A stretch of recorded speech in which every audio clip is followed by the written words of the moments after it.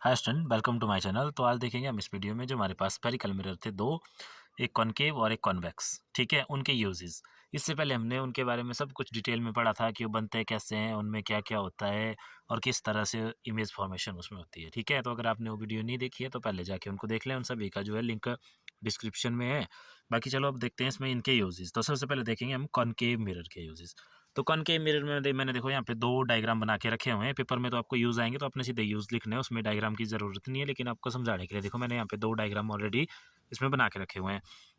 एक केस लिया था हमने, ये देखो ये रूल भी है आपका। और इसमें जब भी इमेज बनती है तो ये वाला हर बार फॉलो होता है कि कोई भी लाइट जो पैरेलल लाइट आती है उसकी प्रिंसिपल एक्सिस के, उसको ये जो आपका कॉनकेव मिरर है ये उस लाइट को इस तरह से रिफ्लेक्ट करता है कि वो फोकस में से पास होती है।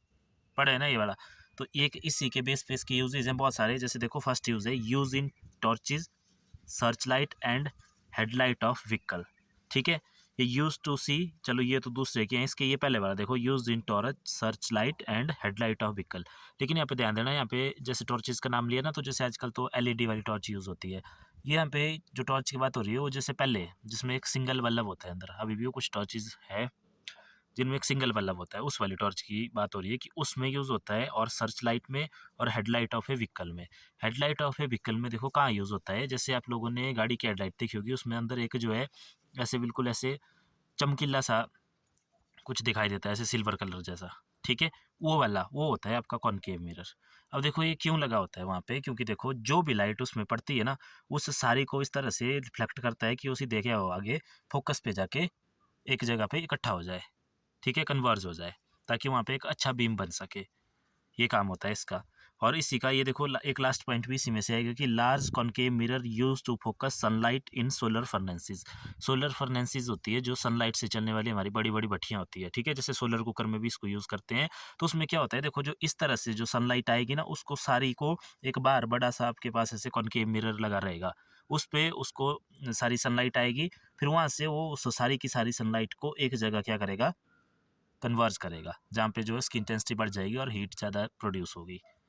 तो ये आ गया इसका ई की यूज़। और देखो एक use to see large image of face as shaving mirror. Shaving mirror के लिए भी यूज़ होता है। और नेक्स्ट है dentist to see large image of teeth. ये दोनों हमने यूजेस में भी पढ़े थे। देखो ये कब की एप्लीकेशन है इसकी, तो हमने इसमें इमेज फॉर्मेशन में देखा था कि जब जो आपका ऑब्जेक्ट होता है इसके फोकस और पोल के बीच में होता है। ये देखो ये यहाँ पे ऑब्जेक्ट का है, इसके फोकस और पोल के बीच में है। तो उस टाइम जो ऑब्जेक्ट की इमेज बनती है उसके अंदर जाके वर्चुअल इमेज बनती है। ठीक है, वर्चुअल इमेज बनती है ना उस मिरर के अंदर जाके, और बड़े साइज में बनती है और साथ में इरेक्ट बनती है। तो उसका फ़ायदा फिर हम जैसे सेविंग करते हैं तो उस टाइम हमें क्या है, अपना मुंह थोड़ा बड़ा दिखना होता है।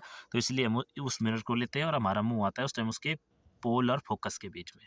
और वैसे ही डेंटिस्ट जब आप इसको यूज़ करते हैं तो आपने देखा होगा, डेंटिस्ट उस मिरर को आपके बिल्कुल टिथ के क्लोज रखते हैं, मतलब आपके टिथ को उसके फोकस और पोल के अंदर रख रहे हैं ताकि उनको एक बड़ी इमेज दिख सके उसकी। तो ये आगे इसके चार यूज मेनली कि used in torches, search light and headlight of vehicle.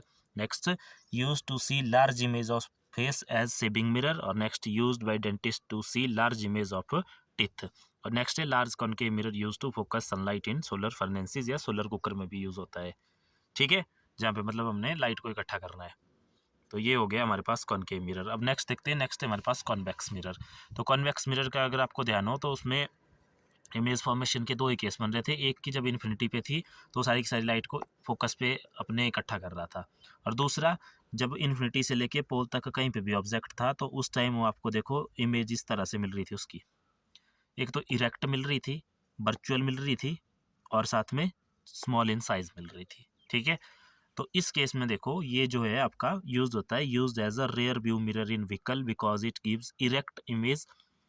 It also help the driver to view large area. तो इसमें हमने उस टाइम भी पढ़ा था कि क्या होता है, देखो जो गाड़ी के साइड व्यू मिरर है उसमें यूज़ होता है। क्यों? क्योंकि इसके पीछे जितने भी ऑब्जेक्ट है उन सभी की इमेज कहाँ बनाएगा है, अपने अंदर जाके बनाएगा ना। देखो अंदर जाके बनाएगा, वर्चुअल बनाएगा, इरेक्ट सीधी बनाएगा, ताकि जो पीछे वाली गाड़ी है वो बिल्कुल क्लियर दिख सके। और छोटी बनाता है, तो छोटी बनाने से फ़ायदा क्या होता है कि पीछे का ज़्यादा एरिया उसमें कवर हो जाता है। ठीक है, जैसे प्लेन मिरर होता है, प्लेन में उसी साइज़ की बनती है जिस साइज़ का ऑब्जेक्ट हो, तो उसमें कम गाड़ियाँ दिखेगी पीछे। लेकिन अगर इस वाले मिरर को यूज़ करते हैं तो उसकी वजह से जो पीछे वाली बड़ी-बड़ी गाड़ियाँ हैं वो आगे छोटी दिखती हैं, और उसकी वजह से ज़्यादा एरिया कवर कर लेता है। ठीक है, तो ये इसका यूज़ हो गया आपके किसके, कॉन्वेक्स मिरर के। तो ये था आपका uses of spherical mirror, concave mirror and convex mirror. और ये आपकी इनकी जो इमेज फॉर्मेशन है उसकी वीडियो अलग से है, सारी की सारी वीडियो के लिंक डिस्क्रिप्शन में है, तो पहले जाके उनको देखें और सारी वीडियो के लिंक उसमें है, ठीक है। तो इस वीडियो में इतना ही, थैंक यू। बाकी देखेंगे हम नेक्स्ट वीडियो में।